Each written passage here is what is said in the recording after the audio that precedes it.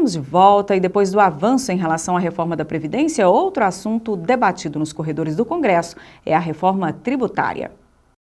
Quase 25% do faturamento da empresa do Ricardo tem um destino definido, os impostos. Outra parte vai para a consultoria tributária que ele teve que contratar para não se perder nas contas. Se o custo fosse menor, com certeza ajudaria muito os empresários.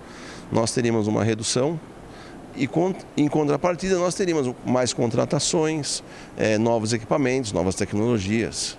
Seria muito bom.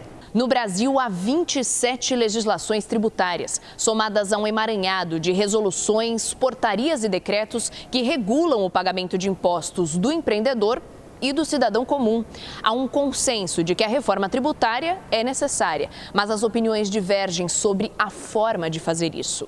Ontem, a Câmara instalou uma comissão especial para analisar o assunto. No mesmo dia, o presidente do Senado, Davi Alcolumbre, informou que os líderes da casa vão apresentar uma proposta de emenda à Constituição sobre o tema. O texto terá como base a PEC aprovada em 2018 em comissão especial na Câmara, que extingue 8 tributos federais, 1 tributo estadual e 1 municipal.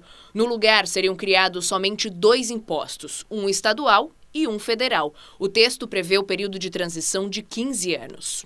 Hoje, Rodrigo Maia disse que a proposta de reforma tributária na Câmara será baseada nas ideias de um grupo de economistas capitaneado por Bernard Api. O governo ainda não apresentou uma proposta oficial, mas tende a propor apenas a unificação de tributos federais, sem mexer na tributação de estados e municípios. O secretário especial da Receita Federal, Marco Sintra, disse que vai apresentar novidades na semana que vem. Um grupo de empresários decidiu lançar uma proposta paralela que está sendo discutida no Congresso. Eles sugerem que 90 tributos sejam substituídos por apenas um, o Imposto Único, com alíquota de 2,5% sobre todas as movimentações financeiras. No entanto, nós não estamos discutindo qual vai ser a alíquota que vai ser cobrada sobre o consumo, que é algo que nós deveríamos fazer há muito tempo, porque sobre o consumo, essa incidência sobre o consumo é o que mais pesa sobre a população mais pobre.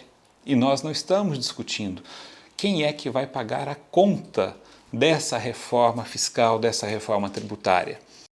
Brasileiro adora a internet, né? Na América Latina, somos o país que mais usa redes sociais. São 114 milhões de acessos por mês, isso mesmo. Mas, ao contrário do que o senso comum imagina, o público é predominantemente adulto. A maior parcela é das pessoas com mais de 45 anos de idade. O Pietro tem a mesma idade do Facebook, 15 anos, mas a rede social não está no seu radar. Para você usar uma rede social com um monte de gente que não está assim na mesma idade que você, no mesmo interesse, fica chato. Aí eu não uso. Já a mãe dele, Fabiana, de 44 anos, passa o dia inteiro no celular. Eu sou aquele tipo que posta todo dia e eu gosto, não sei, eu gosto da interação. Eu gosto de me comunicar com as pessoas, do que elas falam. O exemplo de Pietro e Fabiana está longe de ser uma exceção. Uma pesquisa recente mostrou que quem domina as redes sociais no Brasil são os adultos. Eu uso redes sociais para procurar pessoas, saber de notícias, que a gente ligou o Facebook, aconteceu uma coisa, tá tudo, né? Eu uso para o trabalho e para falar com os amigos. Hoje em dia todo mundo tem Face. Quase 1/3 dos usuários de redes sociais tem mais de 45 anos, seguidos de perto de jovens adultos. Os adolescentes aparecem em 4º lugar e só perdem para as crianças. O levantamento analisou o uso das principais redes sociais usadas no Brasil, como Facebook, Twitter, Instagram e LinkedIn. Eles usam bastante a internet para as redes sociais, né? E a verdade é que os demais, os mais jovens, a audiência ela acaba se diluindo entre outras categorias. Então, eles acessam também as redes sociais, mas eles acessam serviços, eles acessam para uso de e-mail, eles acessam para compras, enfim, para outras categorias também. Na opinião desse especialista em comportamento digital, a pesquisa revela uma oportunidade de mercado. Para as marcas é uma grande oportunidade, por quê? Porque um grande nicho entrou nas redes sociais. Essas pessoas não estavam, né? Então vamos dizer que 5 anos atrás a gente tinha, sei lá, 10 milhões de pessoas acima de 45 anos nas redes sociais, hoje elas são 20 milhões. Então você dobrou a sua capacidade de comunicação com esse público. Você sabia que nos dias mais frios dobra a chance de você ser vítima de um infarto? Só no Brasil são registrados quase 1.000 casos por dia. Aprenda agora como se prevenir no Saúde em Foco de hoje. O infarto é consequência da obstrução de uma artéria coronária por um coágulo de sangue sobre a placa de gordura, que impossibilita a chegada do sangue até o músculo cardíaco. Você tem uma placa de colesterol mínima dentro da artéria, de uma artéria, e posteriormente essa placa ela cresce. Você tem um crescimento dessa placa, ocasionando já uma obstrução aí de quase 40% dentro da íntima do vaso cerebral. E aqui nós temos o vaso cerebral ou vaso coronariano, né? E aqui nós temos a oclusão completa dele. O sangue fica mais grosso, o fato dele ficar mais grosso, você tem um aumento da pressão arterial, você sobrecarrega o coração. E essa vasoconstrição que dá em decorrência do frio, ou seja, as artérias elas fazem uma constrição maior no sentido de proteger de calor.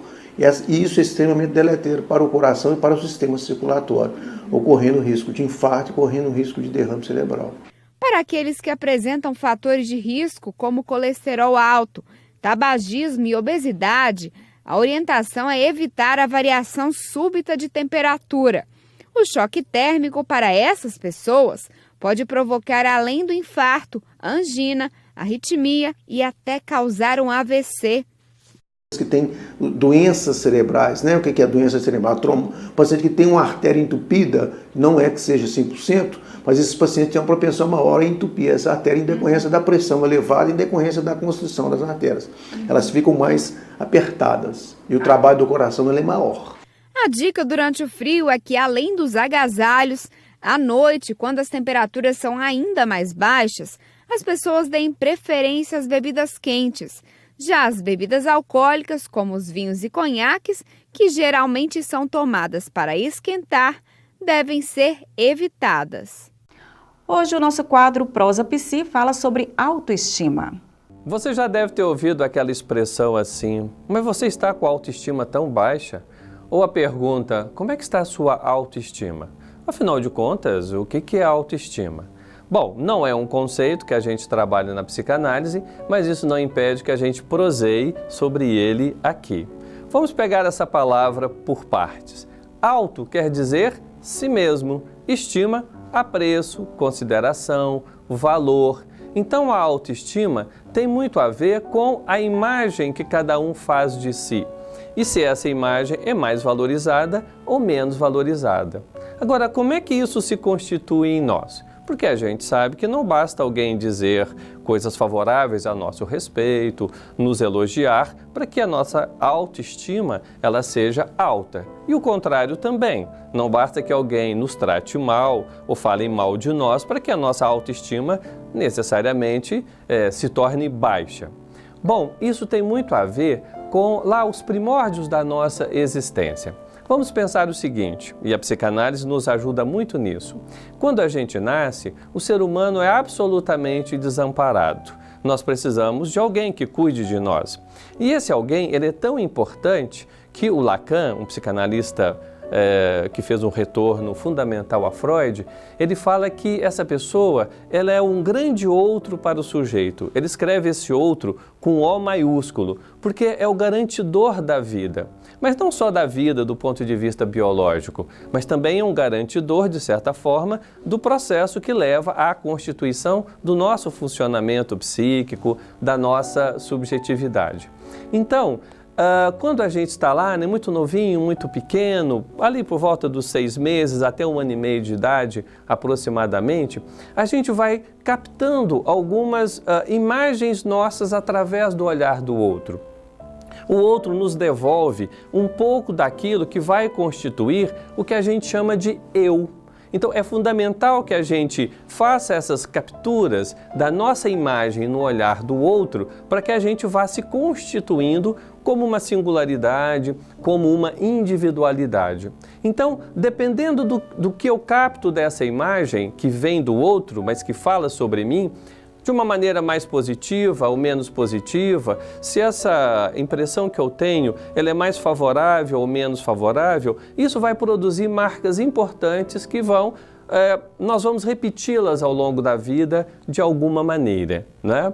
Então, a gente pode dizer que pessoas que têm uma baixa autoestima, elas estão sempre demandando do outro, pedindo do outro alguma coisa, principalmente demonstrações de amor, demonstrações de que elas são aceitas, e isso pode ser um processo sem fim, não é? Porque, na verdade, isso não depende tanto mais dessas pessoas depois de adulto.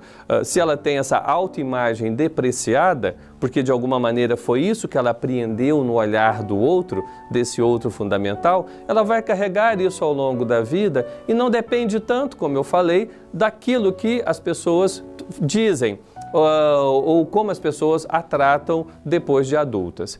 De qualquer forma, para a gente saber por que alguém tem uma imagem mais depreciada ou mais valorizada sobre si, é só num processo de análise, na verdade, né? É só num processo de análise que alguém pode investigar e saber um pouco mais sobre os motivos, muitas vezes inconscientes, que fazem com que eu tenha uma imagem mais favorável ou menos favorável sobre mim. Ok? Um grande abraço, até mais!